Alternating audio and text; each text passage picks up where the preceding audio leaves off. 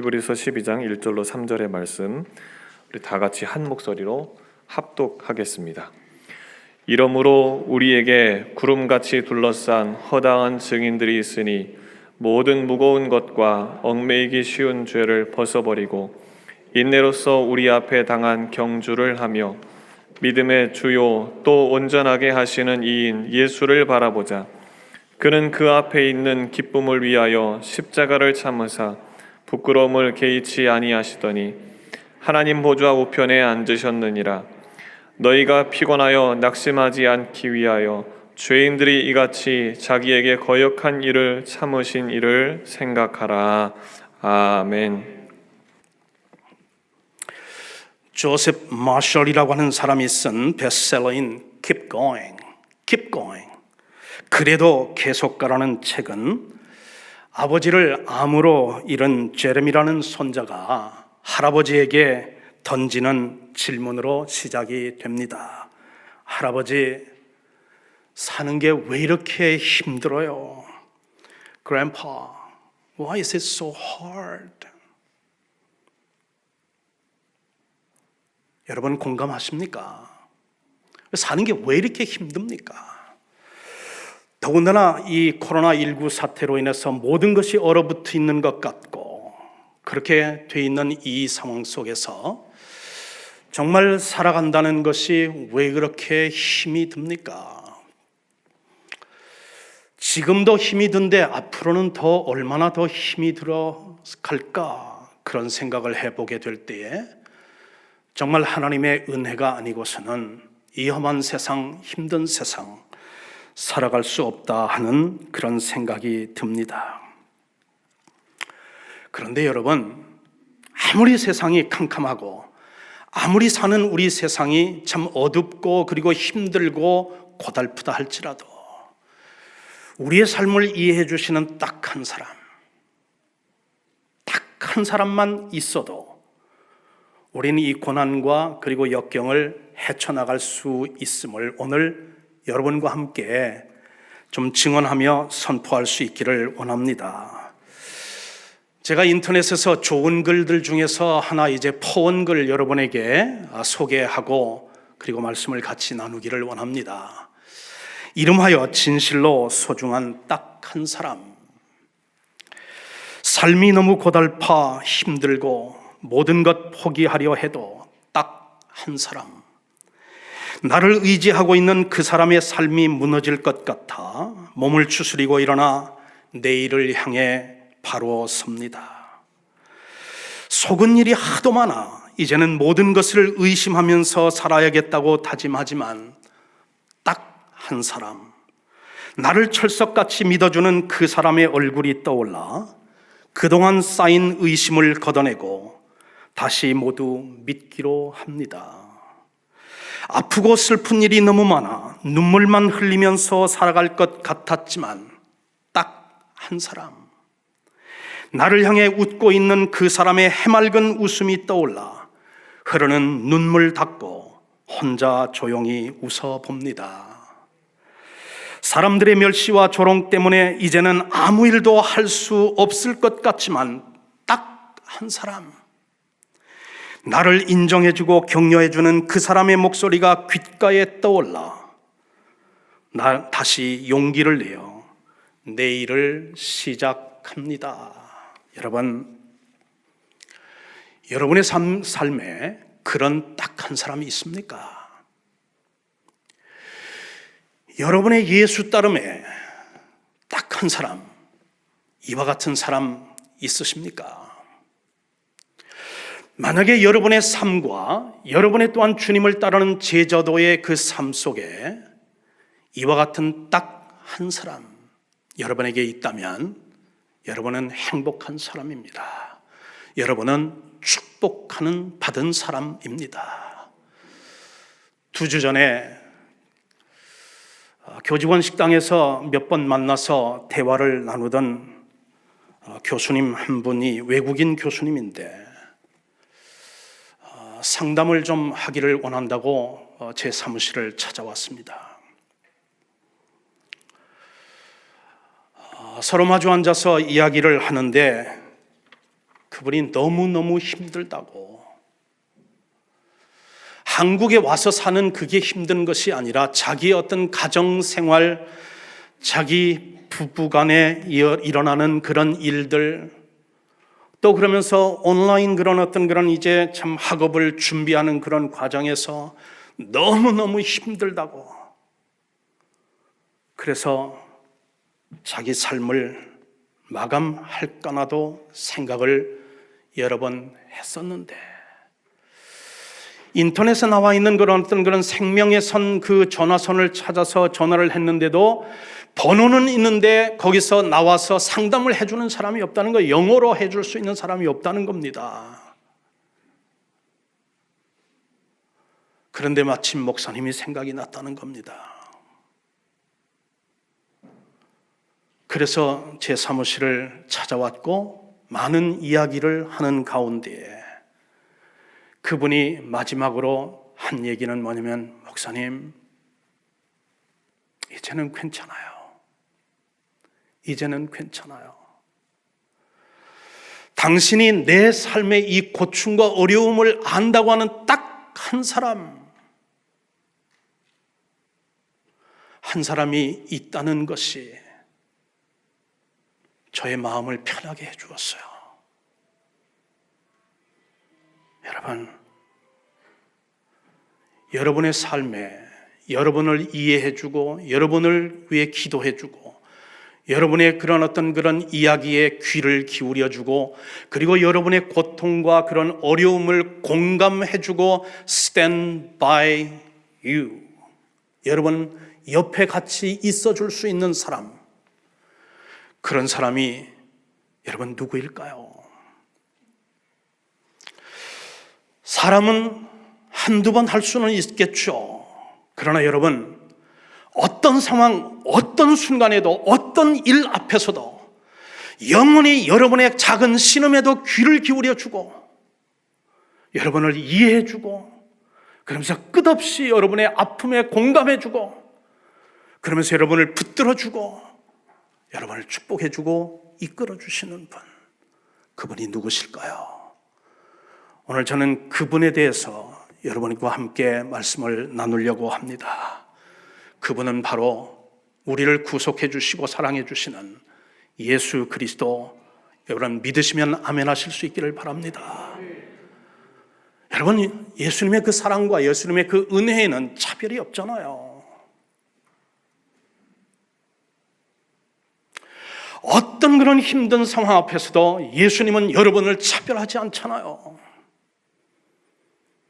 기도 가운데, 소망 가운데 인내로 여러분이 주님 앞에 나오면 예수님은 들어주시고 그리고 여러분과 함께 해주시고 인도해 주시는 분, 예수님이야말로 내 인생의 딱 한 사람, 언제든지 그리고 어떤 상황 속에서든지 우리가 믿고 나아갈 수 있고 그리고 교제할 수 있는 분, 그분이 바로 우리가 바라보아야 할 예수 그리스도인 줄 믿습니다. 여러분, 인생을 어느 정도 살다 보면 우리가 공감하는 그런 사실 하나는 뭐냐면, 인생 앞에는 고난의 강이 있고 시련의 언덕도 있고 그리고 슬픔의 터널도 있다는 사실입니다. 근데 이것이 예수 믿지 않는 사람들에게만 그런 것이 아니라 예수 믿으려고 하고 더 경건하게 더 하나님을 잘 믿고 더 말씀대로 우리가 살려고 노력하면 할수록 우리 믿는 사람들에게도 이런 경험들이 있다고 하는 사실을 우리가 경험하고 있지 않습니까? 예수 믿으면 만사가 형통하고 그리고 또한 교회 다니기 시작하면 사업이 번창하고 가정은 화목하고 자녀들은 좋은 대학에 가고 하는 일마다 술술 풀린다면 얼마나 좋겠습니까마는 사실 믿음 생활이 그게 다는 아니잖아요.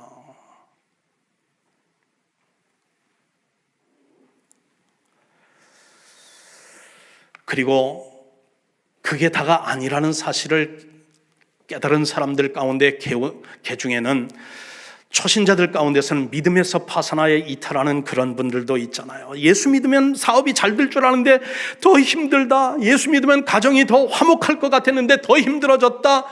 그러면서 교회를 떠나고 예수님을 등지는 그런 사람들도 있는데 그것은 예수님을 바라보지 못한 결과죠. 오늘 본문에서 사도 바울은 기다림에는 견딤이라는 인내가 필요함을 역설하고 있습니다. 여러분, 이 인내라는 것 나전적인 의미로만 본다면 인내는 괴로움이나 어려움을 참고 견디는 그런 행위를 말하죠. 갯벌에 놓여있는 어떤 나무배가 밀물이 될 때까지 기다려야 다시 바다로 나갈 수 있다는 것을 알고서 그러면서 밀물이 될 때까지 기다리는 것, 그리고 또한 이제 자그마한 그런 알이 애벌레가 되고 또한 그러면서 번데기의 그런 어떤 변화 과정을 거쳐야 비로소 나비가 되어서 창공을 날 수 있다고 하면 그런 가운데서 기다리는 것, 이것은 수동적인 기다림이죠.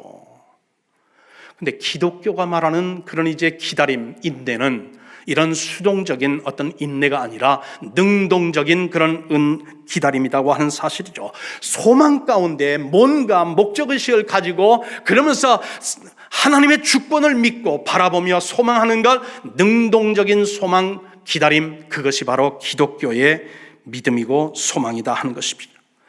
여러분, 기독교는 능동적인 기다림의 종교입니다. 기독교는 한마디로 말한다면 기다림의 종교예요. 그 옛날 아브라함은 하나님의 약속의 응답을 기다렸고, 모세는 시내산에서 하나님의 또한 이제 말씀을 기다렸고, 사무엘은 성전에서 하나님의 부르심을 기다렸고, 신약시대에 이르러서는 사도들은 다락방에서 기도하며 약속받은 보혜사 성령님을 기다렸고, 여러분과 저는 구름을 타고 오시는 예수님의 재림을 지금 기다리고 있잖아요.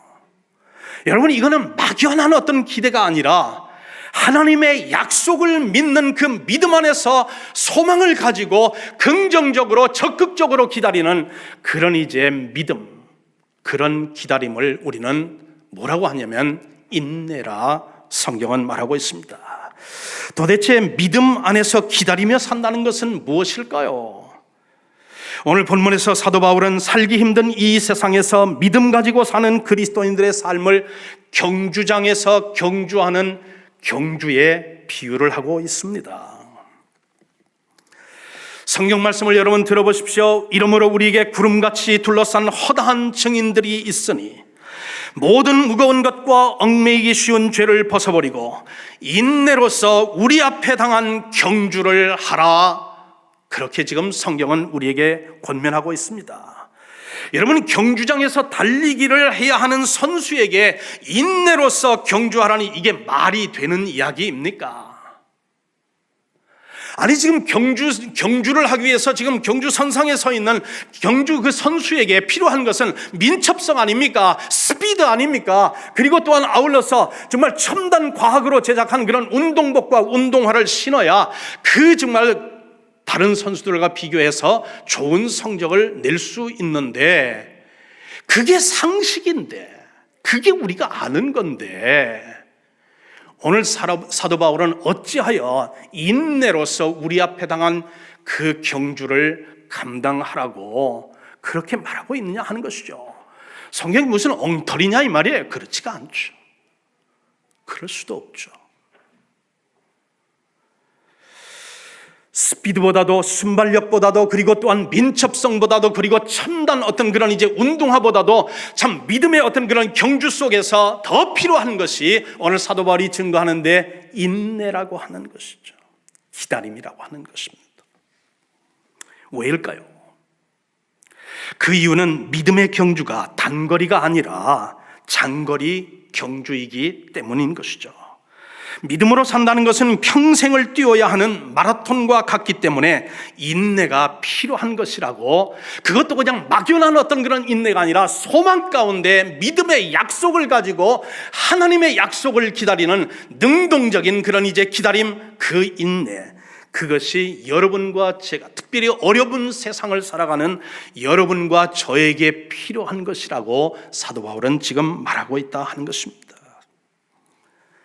그런데 그것이 성경의 가르침인데 반하여 여러분, 우리가 살고 있는 이 시대는 어떻습니까? 이 시대를 가르쳐서 우리는 인스턴트 그런 컬처라고 이야기하지 않지 않습니까? 모든 것이 빨리빨리 진행이 돼야 돼요. 빨리빨리 모든 것이 결과가 나와야 된다 이 말이에요. 그런 문화와 그런 그런 실적 위주의 그런 가치관을 중요하게 여기는 그런 세상 가운데 살고 있는 우리들에게 있어서 나타나는 현대병이 뭐냐면 조급증이죠. 모든 걸 조급하게 서두르는 일. 그런데 성경은 그러한 문화에 대하여 아니다. 조급해하지 말아라. 조급해하지 말고 소망 가운데 믿음으로 약속한 것을 기다리라. 그리고 예수를 바라보아라. 오늘 카운터 컬처적인 그런 메시지를 우리 성경은 우리에게 던지고 있다 하는 것입니다. 자, 이렇게 조급함에 참 몰두되어 있는 이 세상에서 살아가고 있는 우리임에도 불구하고 기독교는 즉각적인 결과, 즉각적인 그런 만족을 약속하지 않고 있다 하는 것입니다. 한두 번 기도로 바로 응답이 오면 얼마나 좋겠습니까? 그러나 우리 주님은 기도에 대해 가르치면서 낙심하지 말고 끈질기게 중단하지 말고 계속 기도하라 말씀하고 있잖아요. 섬김도 마찬가지 아닙니까, 여러분?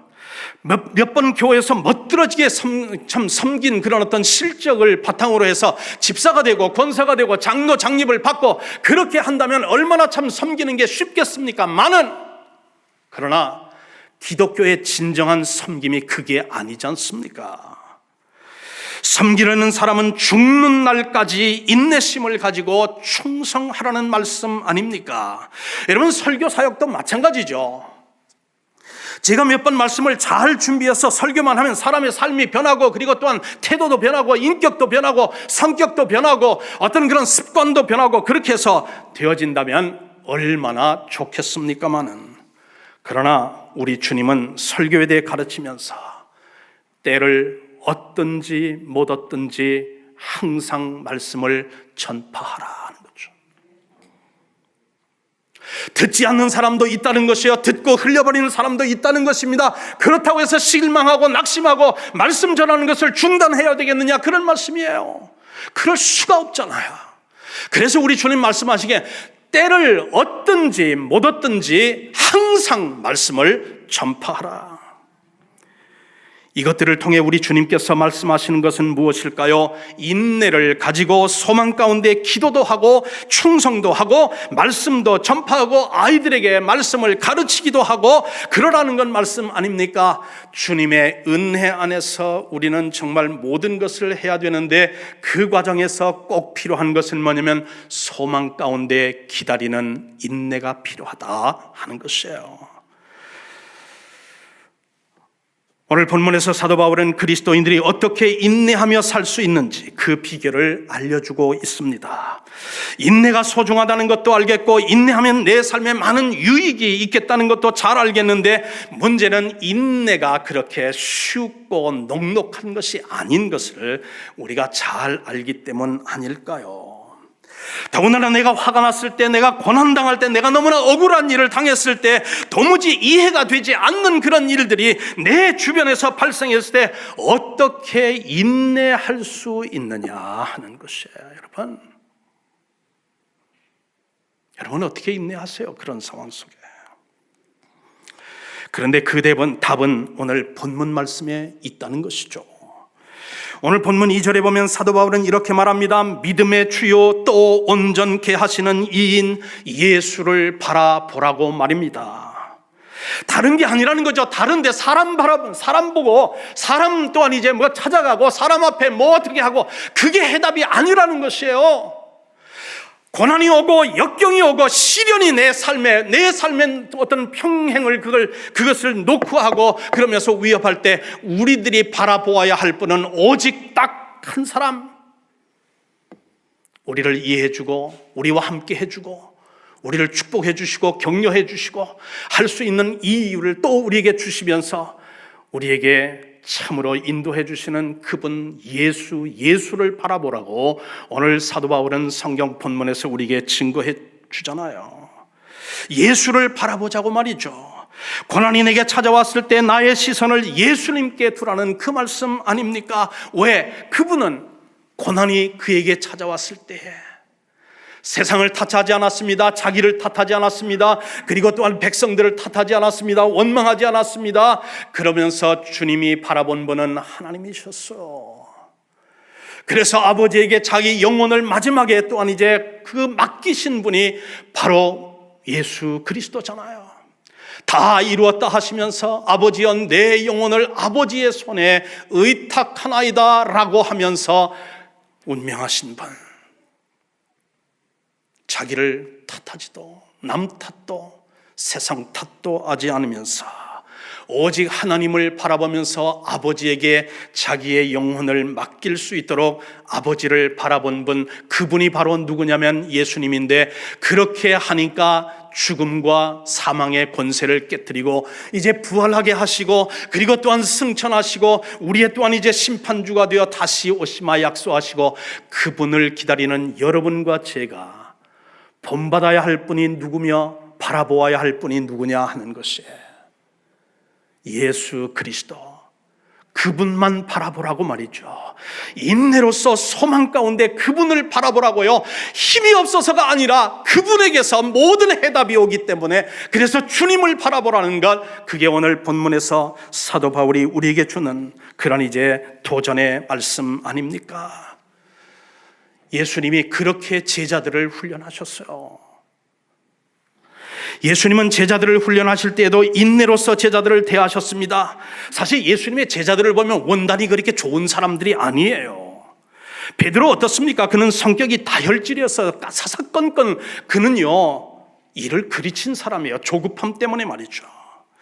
요한과 야고보는 어떻습니까? 그들은 매사에 얼마나 화를 잘 내는 그런 이제 사람인지 우레의 아들이라는 별명을 갖고 있지 않았습니까? 여러분, 가룟 유다는 어떤 사람입니까? 다른 사람보다 계산이 빠른 사람이에요. 그래서 자기 스승을 돈 몇 푼에 팔아버린 사람, 원단이 좋은 사람이 아니다 이 말입니다. 도마는 또 어때요? 예수님을 끝까지 믿지 못하고 의심한 사람 아니에요. 원단이 좋은 사람들이 아니었다 이 말입니다. 그런데 예수님 그들을 대할 때 너는 이래서 안 되고 너는 저래서 안 되고 핀셋으로 딱 한 사람씩 뽑아서 그렇게 이제 버리지 않으셨다 이 말이에요. 여러분과 제가 공동체 생활을 하면서 우리가 때로는 내 마음에 안 들고 내 눈에 안 차고, 그러면 이 사람 핀셋으로 싹 뽑아서 그냥 던져버리고 이 사람도 뽑아서 던져버리고, 그러면 살아남을 사람, 남을 사람이 여러분 이 가운데 한 사람이나 있겠습니까? 더군다나 하나님의 시선으로 여러분 한 분 한 분을 바라보고 여러분은 정말 못 미치는 것, 그런 것들을 여러분 하나님께서 핀셋으로 정말 그렇게 걸러낸다고 하신다고 그러면 이 지금 대학교에 남아있을 사람이 단 한 사람이라도 있겠느냐 이 말이에요. 우리 예수님 여러분을 대하실 때 무한정 참아주시고 인내하시고 기다려주시고 그러면서 격려해 주시고 보듬어 주시고 들어주시고 축복해 주시고 아들 삼아 주시고 딸 삼아 주시고 우리 곁에 늘 함께 해주시는 딱 한 사람, 그분이 있어서 우리 삶이 복된 것 아닙니까? 여러분, 오늘 본문을 보니까 말이죠, 이 이야기만 하고 말씀을 마치려고 합니다. 오늘 본문을 보니까 믿음의 경주장에서 인내로서, 소망 가운데 인내로서 믿음의 경주를 완주한 구름대 같은 허다한 증인들이 있다고 사도 바울은 말하고 있어요. 그 중에 딱 한 사람 욥에 대해서 잠시 묵상하고 함께 은혜 받을 수 있기를 원합니다. 여러분, 욥에게 오늘날 느닷없이 정말 예상치 않았던 고난과 역경이 닥쳐왔습니다. 여러분이 잘 알잖아요. 여러분이 성경을 배운 분들이니까 여러분 잘 알잖아요. 그의 재산이 한순간에 다 날아갔어요. 그의 집이 한순간에 다 날아갔습니다. 그의 자녀들이 한날 한시에 다 죽었어요. 그런 상황 속에서 자기 옆에 같이 있어줘야 할 아내마저도 그러면서 하나님을 저주하고 죽으라고 저주의 말을 퍼뜨리고 그 옆을 떠나갔습니다. 이때에 욥이 한 것이 무엇입니까? 이 고난 속에서 욥이 어떤 이제 교훈을 우리에게 주느냐? 짤막짤막 네 가지 있습니다. 첫째는 욥은 하나님의 주권을 신뢰하는 신앙 고백을 한 사람이었어요. 여러분, 그는 이렇게 고백했죠. 주신 이도 여호와시여 거두신 자도 여호와이십니다라고 고백했다는 말씀이에요. 여러분, 고난과 역경이 우리를 찾아올 때 제일 먼저 우리가 해야 되는 건 아하! 이게 하나님의 주권 속에서 이루어지는 그런 고난이구나 하는 것을 먼저 깨닫는 것이에요. 그러면 견딜 수 있어요. 그러면 여러분 이길 수 있습니다. 이게 아무 의미 없는 고난이 아니라 이건 하나님의 어떤 거는 내가 지금은 알 수 없고 내가 이해할 수는 없지만 그러나 이것이 하나님의 어떤 그런 섭리 가운데 주권 가운데 이루어진다는 것을 먼저 깨닫는 것, 고난을 이길 수 있는 첫 번째 길이라는 것이죠. 두 번째, 욥은 신앙을 포기하라는 주변 인물의 그런 유혹을 단호히 거부해버리고 말았어요. 그 아내 아닙니까? 가장 그 고난의 현장 속에 함께 해주고 stand by him, 그렇게 해야 할 수 있는 그런 위치에 있는 그 아내가 하나님을 저주하고 죽으라고 했으니 말이죠. 그런 믿음을 포기하라는 그런 어떤 이제 유혹이 왔어도 욥은 뭐라고 했습니까? 우리가 하나님께 복을 받았은즉 화도 받지 않겠느냐? 왜 우리는 항상 하나님 앞에 복 받기만을 우리는 기대하느냐? 때로는 우리가 알 수 없고 이해할 수 없는 것이지만 하나님께서 나를 더 큰 인물로 만들기 위해서 더 믿음이 하나님 중심으로 이제 옮겨지게 하기 위해서 하나님 나에게 고난과 연단도 주신다고 하는 사실, 그거를 이제 붙잡고서 어떠한 유혹이 와도 하나님을 떠나고 믿음을 포기하는 일은 거부하였던 것, 이로써 욥은 낙심이라는 거인을 잡았고 포기라는 사탄의 주요 무기를 피할 수 있었던 것 아니냐 하는 것이에요. 세 번째, 욥이 어떻게 고난을 극복했습니까? 욥은 고난보다 더 크신 하나님을 소망으로 바라보았다는 사실이에요. 우리가 당하는 그런 현실과 그리고 그 고난과 역경이 어떤 것이든 간에 얼마나 크든 간에 그것보다도 더 크신 분이 누구냐면 하나님이시죠. 믿으십니까? 여러분의 어떤 것보다 더 크신 분이 하나님인데 그분을 소망과 믿음으로 인대 가운데 기다리면 하나님의 뜻이 반드시 이루어질 수 있게 된다는 것, 욥이 우리에게 가르쳐 주는 것 아니냐 하는 것이죠. 칠흑같이 어두운 고난의 순간에 욥은 자신의 미래가 무엇인지, 하나님의 섭리가 무엇인지를 온전히 깨닫지 않았어요. 처음에는 이러한 불확실한 순간에 욥은 그가 할 수 있는 것 하나를 발견했죠.